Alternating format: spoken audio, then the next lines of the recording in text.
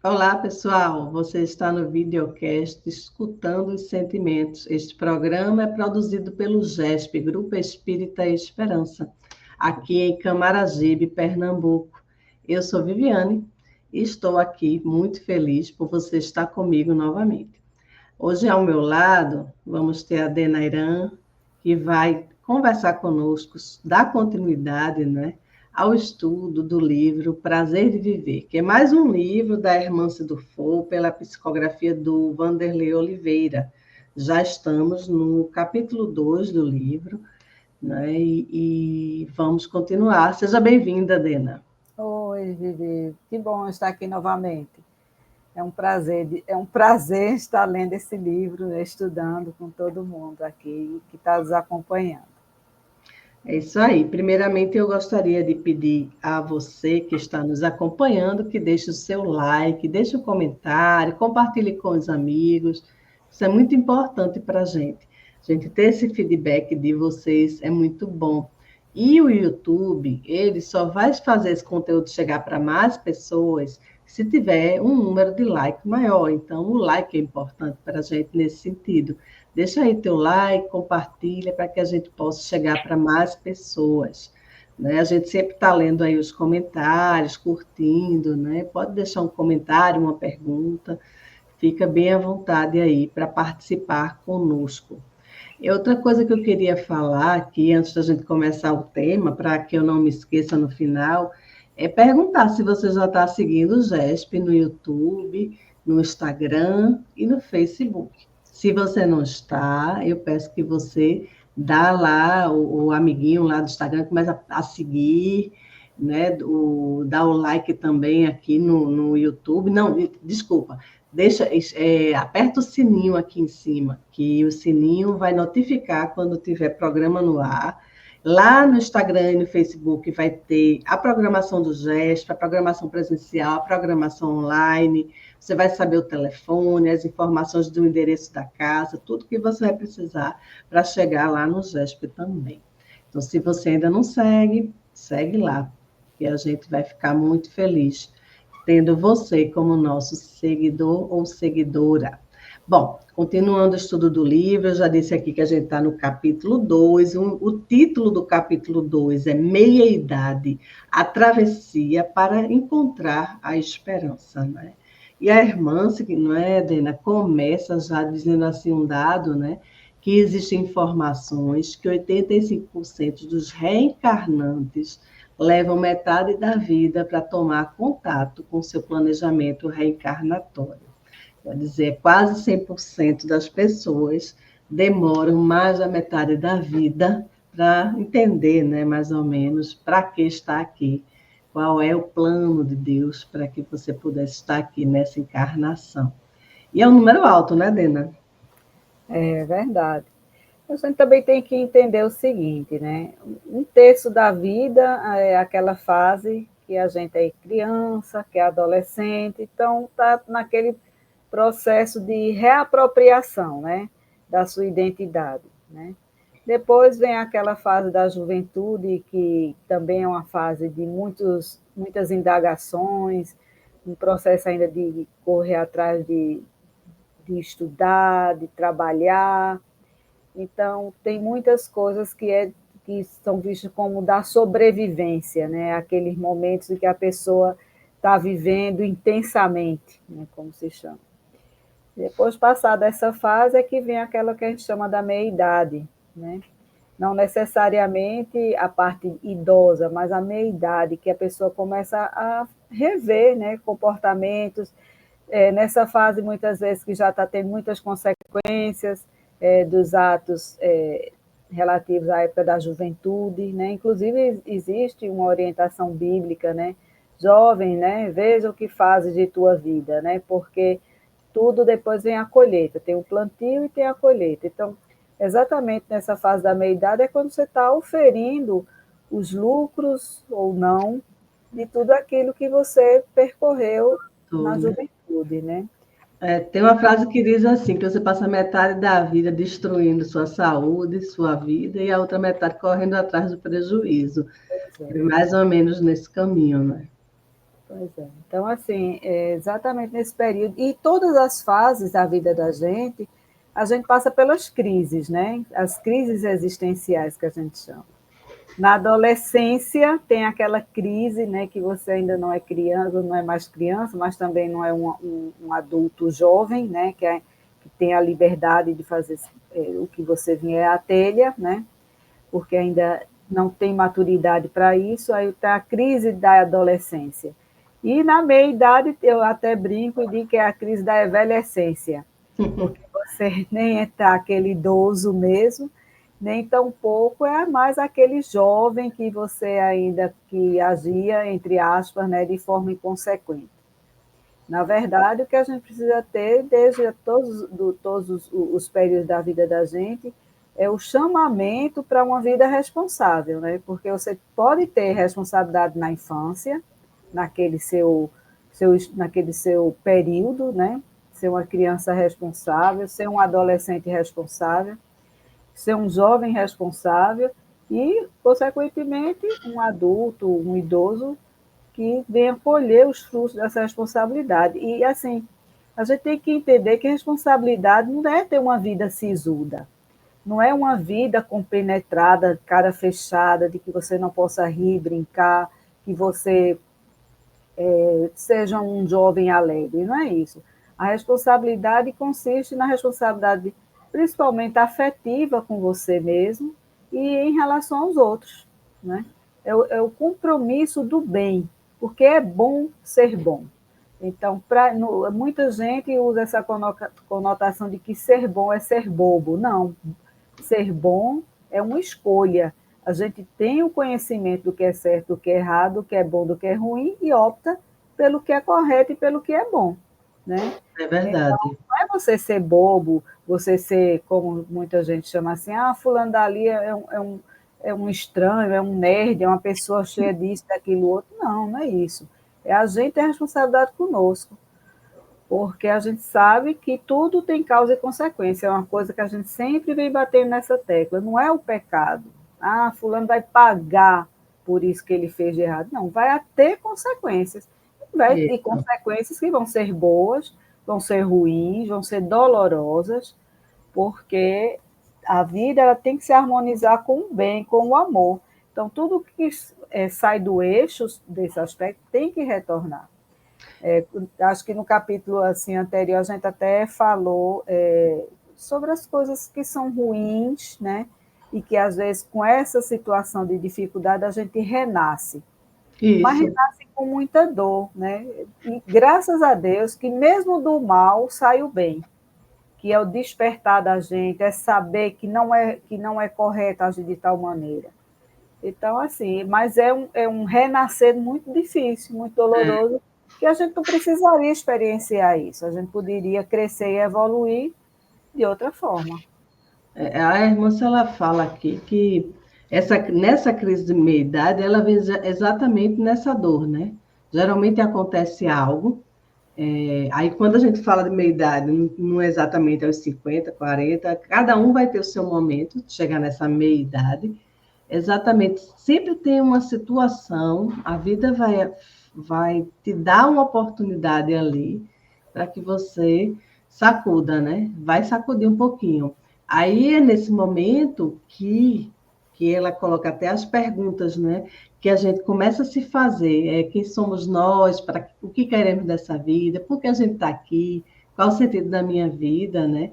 E ela diz que nessa crise de meia-idade, quando a gente começa ao encontro da gente mesmo, né? Porque eu acredito que é um encontro, um autoencontro que a gente tem a partir dessas dores, a partir dessas provas que chegam. Alguns nem têm essas provas, né? Mas a grande maioria tem. Nesse autoencontro, a gente começa a perceber o sentido da vida, começa a perceber qual é a missão da gente aqui. Muitos não querem perceber, muitos fogem, muitos desistem, e outros, né, vão renascer, que é a oportunidade que a gente tem de renascer e encontrar esse propósito reencarnatório. Aí eu acredito que esse livro, ela fala muito para aquele que quer desistir, para aquele que foge, né? porque ela vem trazer nesse capítulo a oportunidade, né, que essa crise da meia-idade vai trazer para essas pessoas de crescer, de crescimento. E ela vem fazer o pedido que a gente não desista, para que essas pessoas não desistam quando chegar a essas questões. Né? Que esse é o caminho para resgatar a esperança. Eu não sei se você entendeu dessa forma, mas foi mais ou menos que eu entendi, que a gente passa por esse turbilhão e essas pessoas que realmente desistem ou querem fugir, que ela está fazendo esse pedido, né? Que não desista, tenha esperança, porque é daí que vai crescer, vai haver o crescimento. Você entendeu assim? Pois é, Vivi, eu também a vejo dessa forma. Ela nos mostra que é inerente da natureza humana esses processos de crises existenciais.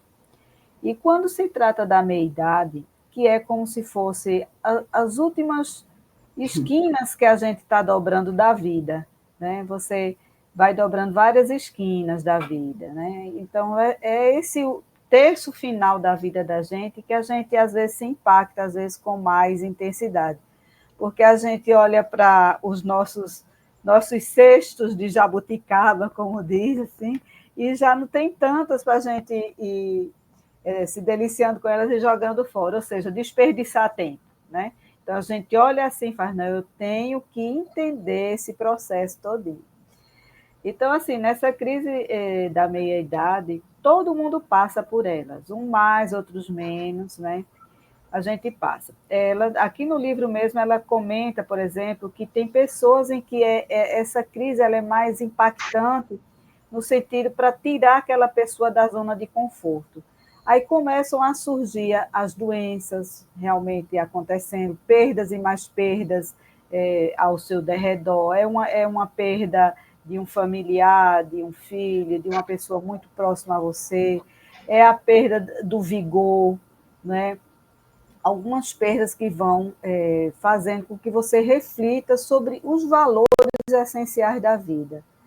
A perda, muitas vezes, da nossa aparência, né, que ela vai se transformando. Então, as pessoas muito vaidosas vão se impactando com aquilo e vão se questionando.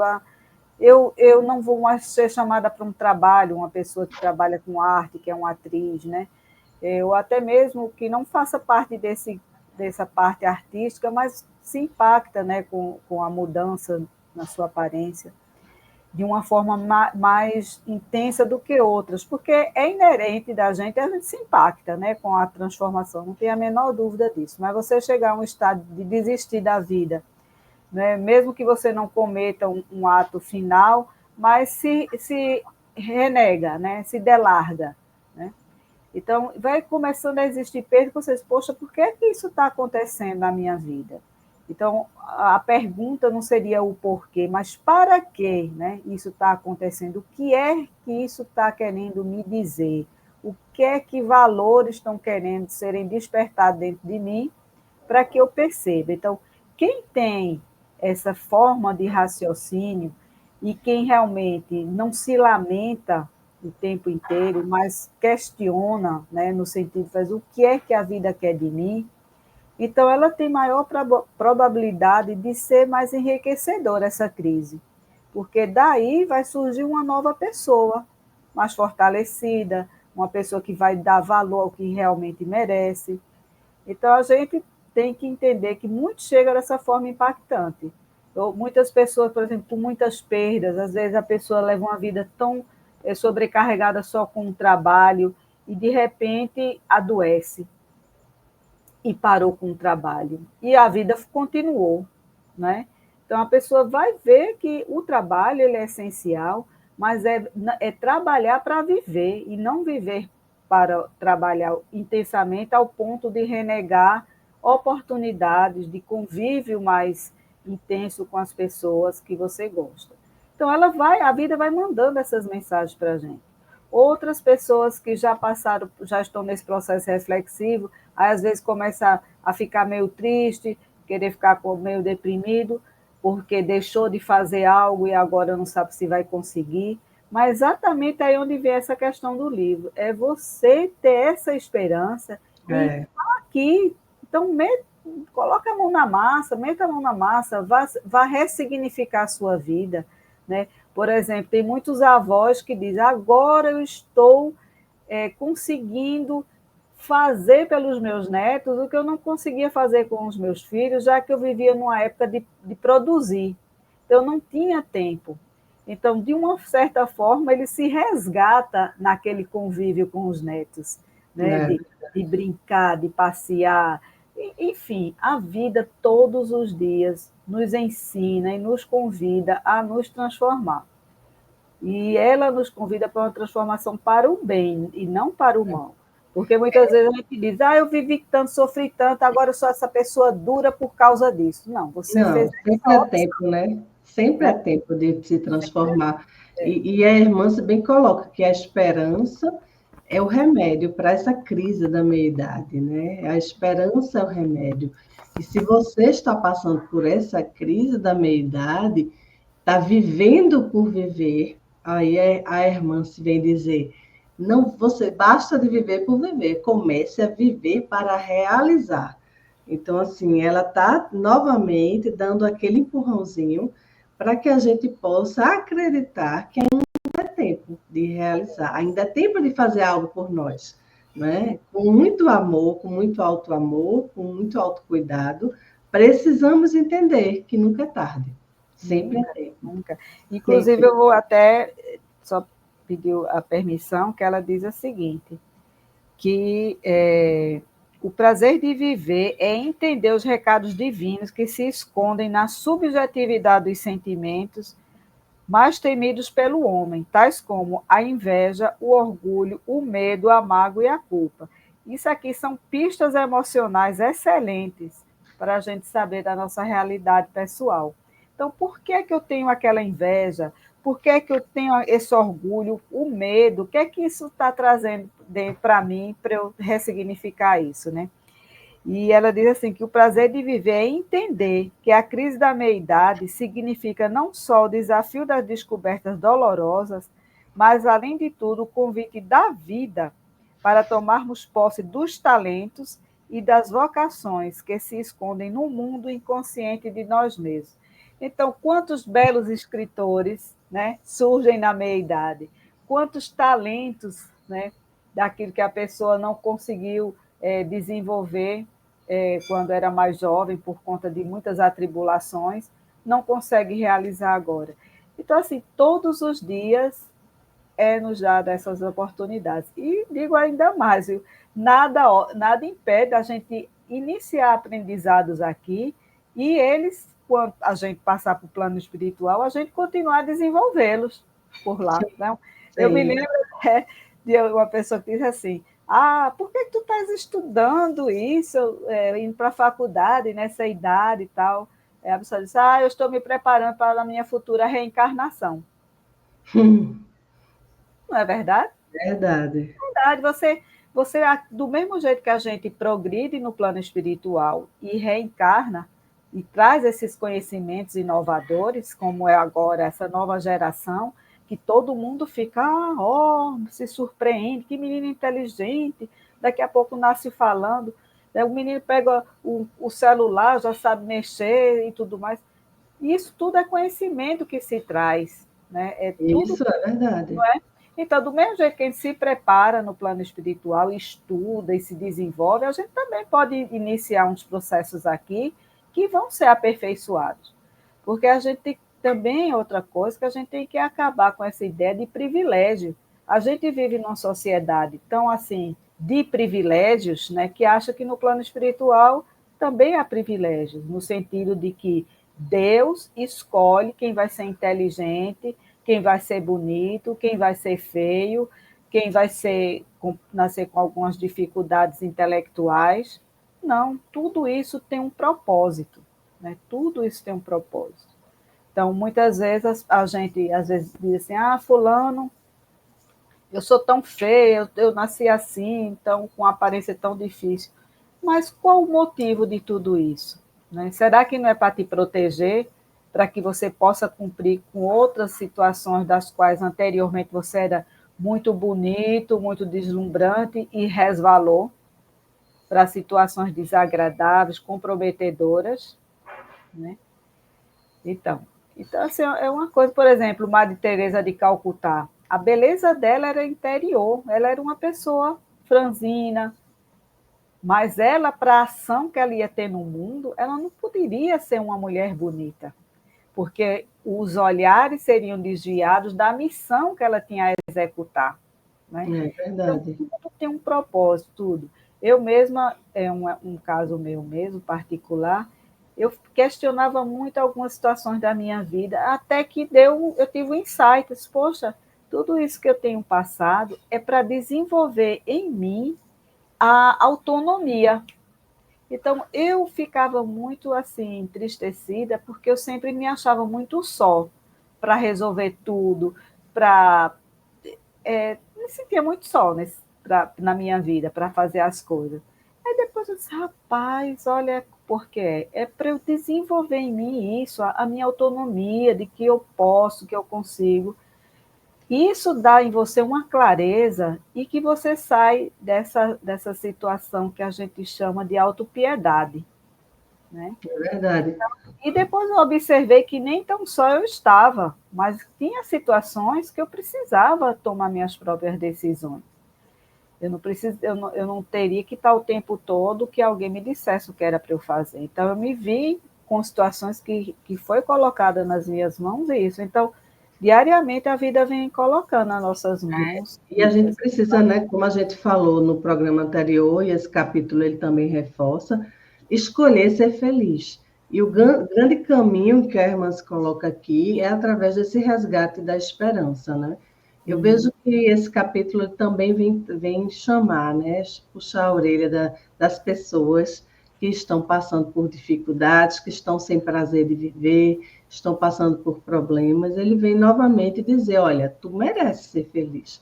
Tu pode, mas você precisa dar o primeiro passo, precisa buscar, não é? E a crise da meia-idade, ela coloca aqui que é o encontro, o fim da ilusão que a gente acha que para se encontrar quem realmente nós somos, né?